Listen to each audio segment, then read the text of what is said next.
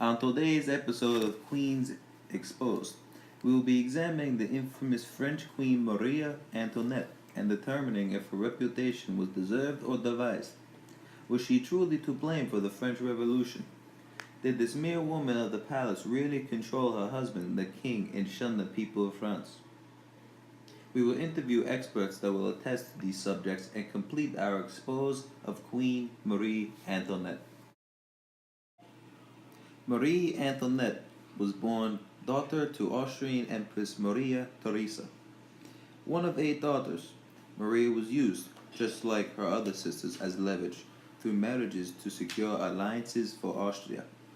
For her May 1770 wedding, she was escorted to France amid an entourage that includes 57 carriages, 117 footmen, and 376 horses. Louis Auguste de Bourbon and Maria Antoinette were married on May 16, 1770, in the royal chapel at the Palace of Versailles. Marie was 14 years old at the date of her marriage. Only royals were invited or allowed to attend the event. Can you imagine the stress of running a country at such a young age? In a recent interview with Sofia Coppola, director of the film entitled Maria Antoinette, Coppola states, I was struck by the fact that Louis and Marie were teenagers. He was 19 when he was crowned. She was 18, in charge of France at the most vulnerable time in its history. Did youth cause Marie Antoinette's poor reputation with the French people? No, it wasn't her youth that created the people's dislike of her. Long before the revolution began in 1789, Marie Antoinette was much detested. This was partly because she was foreign. Remember, she was Austrian, and partly because she was an independent minded woman. Some of her most famous words have been merely invented for the cause of creating a poor reputation for the queen with her subjects. She is reputed to have suggested that the starving, pre revolutionary, poor French people, if they were unable to afford bread, should develop a taste for brioche, a form of cake. Let them eat cake. Dr. History, get it? French historian with the College of Francis confirms through his research findings. There is no historical record that she said any such thing. Her most celebrated words were almost certainly invented by a rumor monger of the time. Now, did her actions relay that she was capable of saying something just insensitive? Why, yes. She was undereducated, liked to party, stay up late, gamble, and purchase jewelry. Therefore, Marie became a scapegoat for the French people. There has been much speculation through the years that Marie Antoinette's lavish spending caused the economic problems France suffered, which ultimately contributed to causing the French Revolution. But Marie Antoinette adopted, rather than invented, the lavish lifestyles of Versailles. Remember her wedding? And the entourage she arrived in France with? Why would we expect her to know any different? And besides, France was already broke long before she arrived. To confirm this fact, Sergeant Uber of the French army tells us, It was empty by the time they took the throne. Even so, the king chose to send French troops to the American colonies to fight Britain, to which France had recently lost Canada and many Caribbean colonies in the Seven Years' War. This was not a popular decision because France was basically bankrupt and it was really expensive. based on these facts, it is easy to see that there were a number of problems that contributed to France's economic woes and led to the revolution. Marie Antoinette wasn't the main cause, once again, she was just an easy scapegoat. Another reputation the Queen carried was one of her sexual promiscuity.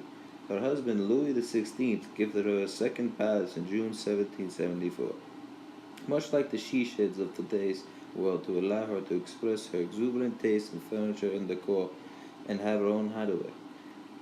It is in this she shed the Queen was rumored to have scandalous affairs as she entertained numerous male and female partners. This has no historical evidence to confirm this though. Eventually, it is said that she became very fond of her husband. Whatever Marie Antoinette's faults, in addition to her renowned extravagance, she was also unable to comprehend the French people's thirst for democracy. She remained a fervent supporter of absolute royal power and an unrepentant enemy of democratic ideals. French citizens were growing increasingly vocal in the demands for self government. It is here during December of 1789 the historians trace the French Revolution. On July 14th, some 900 Parisian workers, shopkeepers, and peasants, all feeling that the king would dissolve the Representative National Assembly, decided to storm the Bastille prison to seize arms and ammunition. Marie Antoinette tried to convince her husband to stop the insurrection, but the king did not want to provoke an all-out conflict, so he refused.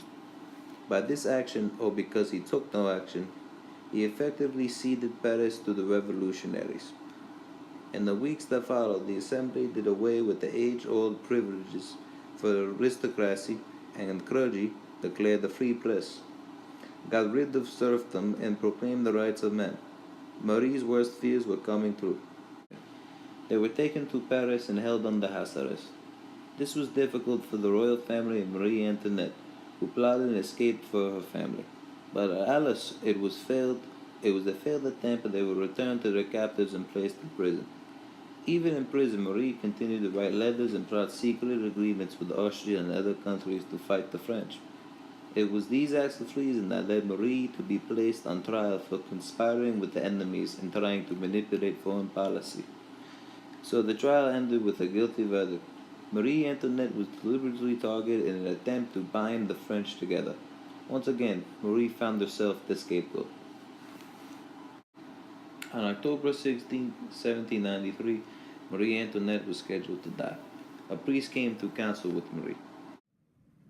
The priest is quoted as saying, "I was trying to console and counsel Marie Antoinette on courage and facing death. She firmly attested that during this moment, when her time was at an end, her courage was not going to fail her. I left Marie alone for her final moments." When the guillotines raced off ahead at 12:15 p.m., thousands of spectators erupted in cheers.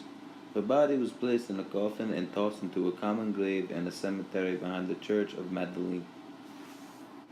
To wrap up our expose of Queen Marie Antoinette, it has become clear that she was a scapegoat for much of France's troubles during the 17th and 18th centuries. Her reputation on many accounts was completely devised or created for the cause, but her actions gave her enemies the ammunition they needed to convince the French people she deserved a poor reputation.